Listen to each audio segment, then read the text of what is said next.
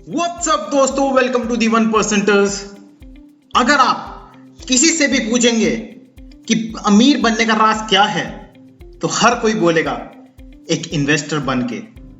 पर आपको सिर्फ एक इन्वेस्टर नहीं बनना, आपको बनना होगा एक इंटेलिजेंट इन्वेस्टर।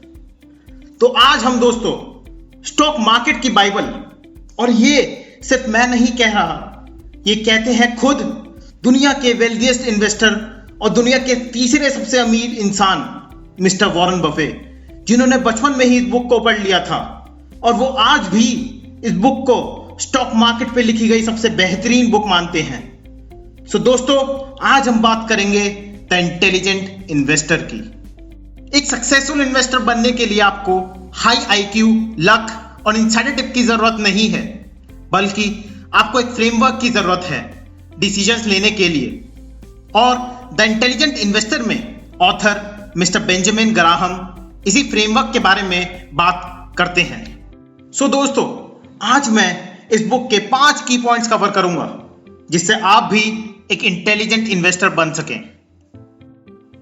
पहला, मीट मिस्टर मार्केट। इमेजिन करो कि आपने किसी कंपनी में हिस्सेदारी ली हो, मतलब उस कंपनी के शेयर्स खरीदे हों, और एक काल्पनिक इंसान जिसे बेंजामिन ग्राहम मिस्टर मार्केट कहते हैं, वो आपके घर पे आके रोज आपको उस कंपनी का करंट मार्केट प्राइस बताता है।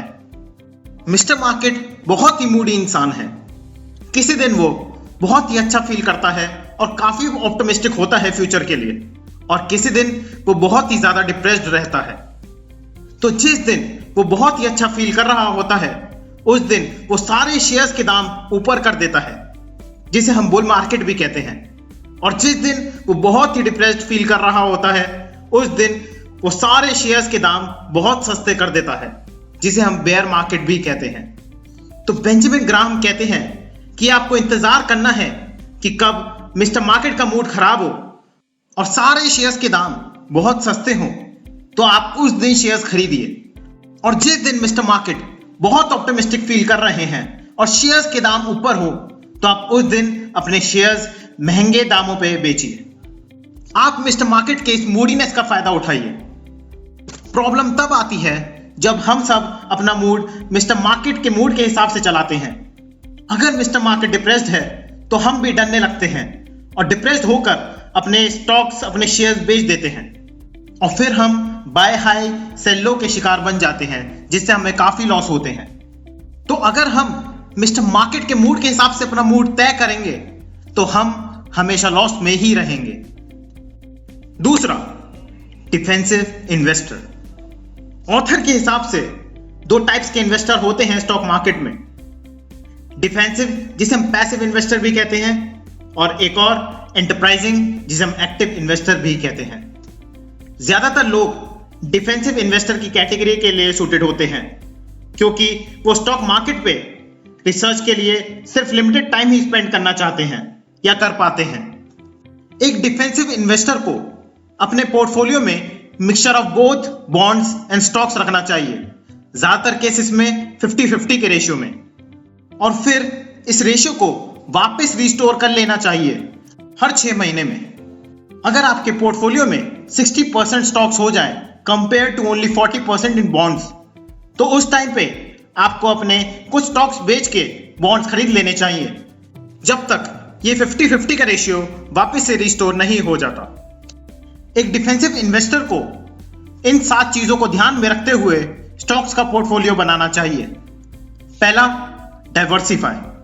10 से 30 कंपनीज इनफ है जो डिफरेंट सेक्टर्स में डाइवर्सिफाइड हो और सिंगल इंडस्ट्री में ओवर एक्सपोज ना हो।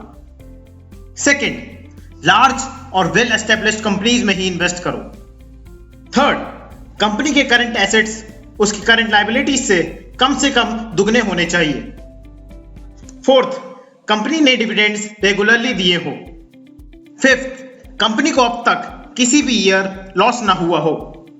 सिक्स्थ, कंपनी की अर्निंग्स हर साल ग्रो हो रही हो, ऐसा ना हो कि कंपनी अपनी सेल ही ग्रो नहीं कर पा रही हो। और सेवेंथ, कंपनी का पीई रेशियो 15 से ज्यादा ना हो। बाकी जो लोग इतनी भी रिसर्च नहीं करना चाहते, उनके लिए बेंजामिन ग्राहम सजेस्ट करते हैं कि उन्हें इंडेक्स फंड्स में इन्वेस्ट करना चाहिए। इंडेक्स फंड्स वो फंड्स होते हैं जो हमारे स्टॉक मार्केट इंडाइसेस को जैसे निफ्टी 50 और सेंसेक्स को ट्रैक करते हैं और जो मार्केट के एवरेज रिटर्न्स देते हैं। तीसरा, एंटरप्राइजिंग इन्वेस्टर।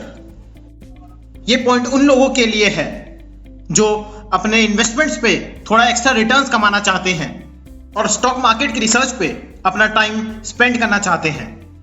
अगर आप ऐसा सोच रहे हैं कि अगर डिफेंसिव इन्वेस्टर स्टॉक मार्केट की रिसर्च पे थोड़ा ही टाइम स्पेंड करके मार्केट के एवरेज रिटर्न्स कमा सकता है, तो आप उससे ज्यादा टाइम स्पेंड करके आराम से अच्छे रिटर्न्स तो कमा ही सकते हैं।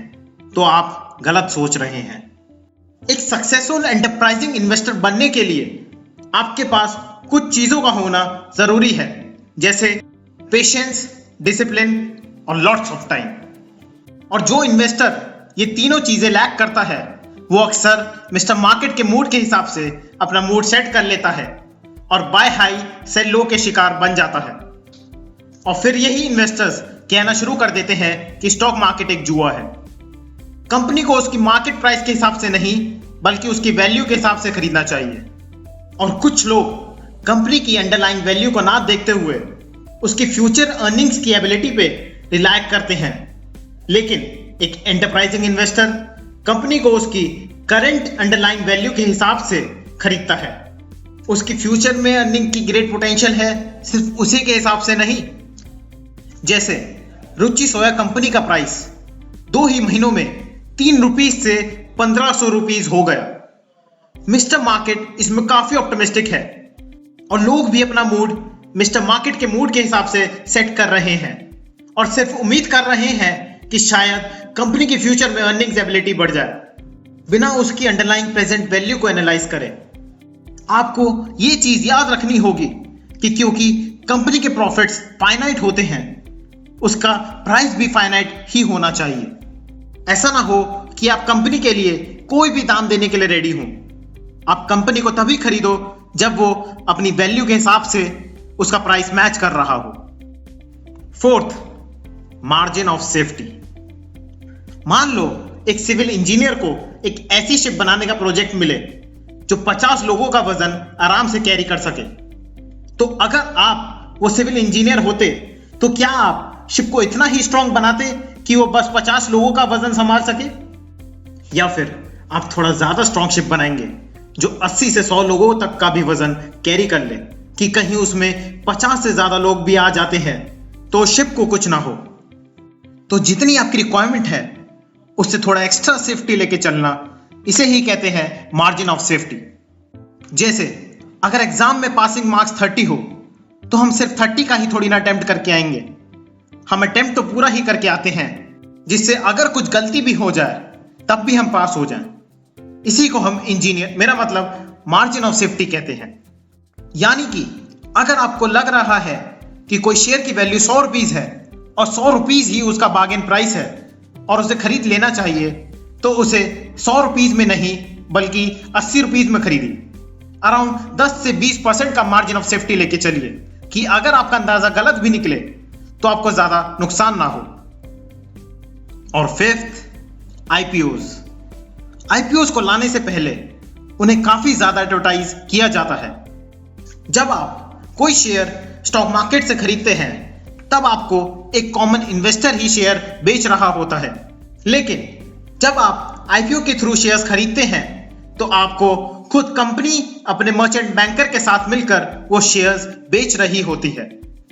इसी वजह से शेयर मार्केट जैसे एनएसई बीएसई में बाजार डिसाइड करता है कि शेयर का प्राइस क्या होना चाहिए। तो आपके पास चांसेस होते हैं कि आपको कंपनी अपने रियल वैल्यू से सस्ते दामों में मिल जाए, लेकिन आईपीओ में खुद कंपनी का मालिक डिसाइड करता है कि उसकी कंपनी का दाम मार्केट में क्या होना चाहिए। तो जाहिर सी बात है कि आपको शेयर्स अपनी रियल वैल्यू से, अपने असली दाम से काफी ज्यादा प्राइस में मिले। और आईपीओ में ऐसे बहुत कम चांसेस आते हैं कि आपको कंपनी सस्ते दामों में मिल जाए। और अगर आप नोटिस करेंगे तो आप देखेंगे कि आईपीओज हमेशा बुल मार्केट में ही आते हैं, यानी जब मिस्टर मार्केट ऑप्टिमिस्टिक होता है। और जब बेयर मार्केट होता है, यानी जब मिस्टर मार्केट डिप्रेस्ड होता है, तब आईपीओज आते ही नहीं है। जैसे कोविड-19 के टाइम पे सारे आईपीओज पोस्टपोन हो गए हैं और कोई भी कंपनी इस टाइम पे अपना आईपीओ लाना ही नहीं चाहती। इसीलिए मिस्टर बेंजामिन ग्राहम कहते हैं कि आपको आईपीओज में देख के इन्वेस्ट करना चाहिए, और वो आईपीओज को इट्स प्रोबेबली ओवर प्राइस से डिफाइन करते हैं। और ये थे 5 points from the intelligent investor. ये एक बहुत ही बेहतरीन बुक है जो हर किसी को पढ़नी चाहिए जो स्टॉक मार्केट में इन्वेस्ट करना चाहता हो। पर यह बुक बिगिनर्स के लिए नहीं है। आपको पहले स्टॉक मार्केट के बेसिक्स पता होने चाहिए इस बुक को समझने के लिए। सो दोस्तों, आज के लिए बस इतना ही। अगर आपको वीडियो पसंद आई हो तो लाइक कीजिए, अपने दोस्तों के साथ शेयर कीजिए और इस चैनल को सब्सक्राइब कीजिए। और अगर आप किसी टॉपिक पे वीडियो चाहते हैं तो हमें नीचे कमेंट करके जरूर बताइए।